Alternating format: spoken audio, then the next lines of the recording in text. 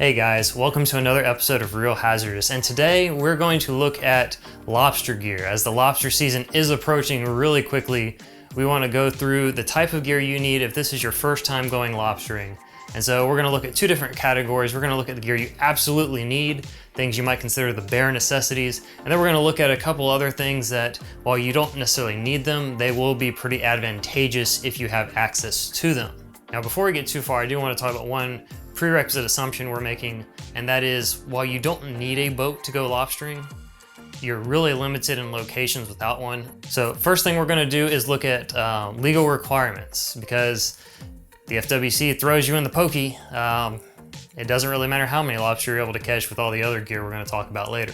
So first, to make sure that we're legal, you're going to need to make sure you have a license, and that's two parts. You have to have the saltwater fishing license from the state of Florida, and you also have to have the lobster stamp. In addition to that, you need to make sure you have a dive flag. It's a legal requirement. You have to have a dive flag so that other boaters or people on the water see that you are in the water. And aside from just a legal requirement, it's a major safety thing, because that dive flag is supposed to tell other boats there's somebody in the water. You need to give them their space, and that so they're not driving over and running over you. The fourth thing you're going to need is a lobster gauge. This is also a requirement. If you're lobstering, you have to have a gauge on you. And this is to help ensure that the lobster you catch meet the minimum size requirements so that you're not harvesting juvenile lobster. Those are the four legal requirements you absolutely have to have. Now that we've got the legal requirements out of the way, let's look at the essential gear you need just to be able to lobster. And so first, let's start off with just basic snorkeling equipment. That's the mask, snorkel, and fins.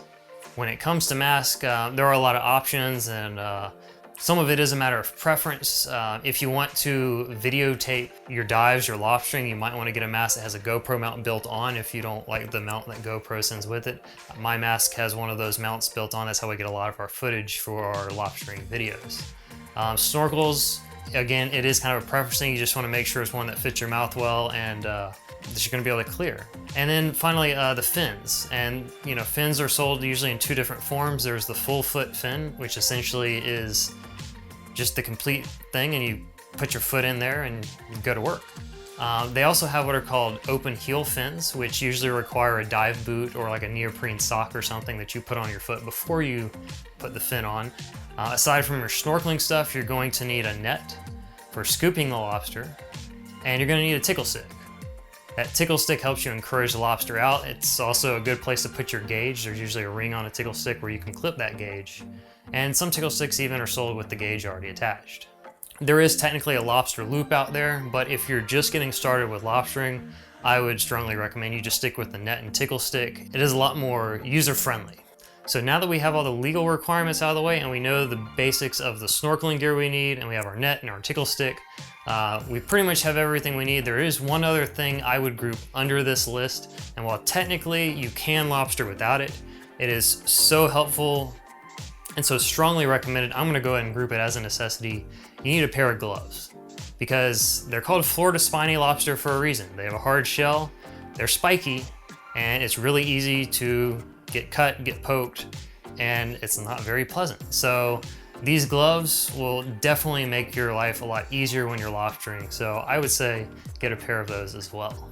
The second category of things we're gonna look at is gear that, while not needed, does make your job a little bit easier. Things that you can still lobster without them, but if you have them, it simplifies the process. And one of these would be like scuba gear. You don't actually need a tank or BCDs or regulators. Really, we didn't use them for probably 20 years while we were lobstering. But we did find that having that kind of gear when you're on kind of a deep ledge, when you get around 10, 12 feet, rather than having to go up and down over and over, it is nice to just kind of throw on the dive gear, work that ledge, and get your limit that way. It just takes a little bit of the stress away. And if the current's blasting, it's a lot easier to kind of just sit on the bottom and fight that current. Another thing that comes in kind of handy are what are called like the lobster hotels, or like a lobster bag. And this is something that basically you can carry around with you, and as you're working a ledge, rather than getting a single lobster and having to ferry that back to the boat and then going back for your next lobster and doing that until you reach your limit, the lobster bag allows you to just kind of store it just like, any other bag. Another thing that comes in really handy because sometimes when you're lobstering, during the regular lobster season, you can lobster at night, but even during the mini season, first legal light and last legal light, it does get difficult to see, or if you're looking up under ledges, a good dive flashlight can be really handy. Again, you don't need it, but sometimes it is beneficial to have one. If you look at some of our footage, you'll see that flashlight really does come in handy, even sometimes just low visibility. Aside from in-water stuff, you also need a marker jug.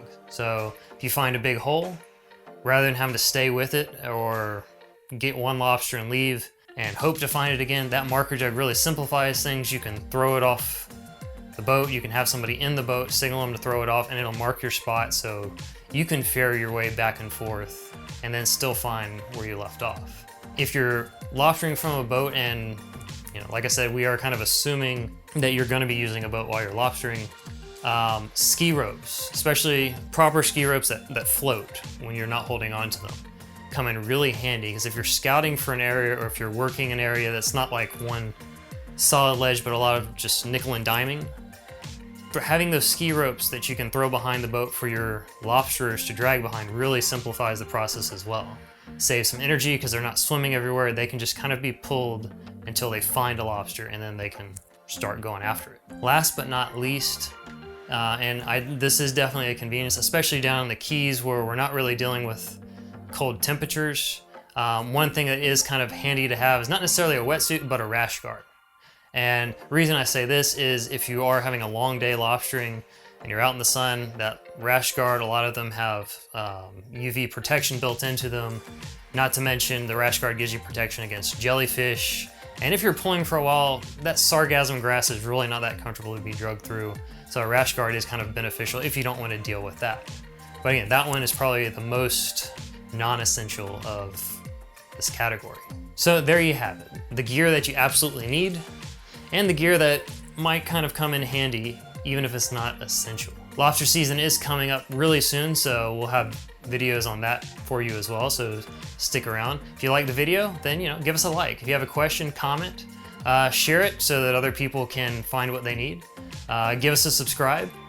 We're gonna have links in the description of the gear we were referencing so that you can find it. And stay safe out there. You do want to make safety a priority. Thanks for watching, and we'll see you next time.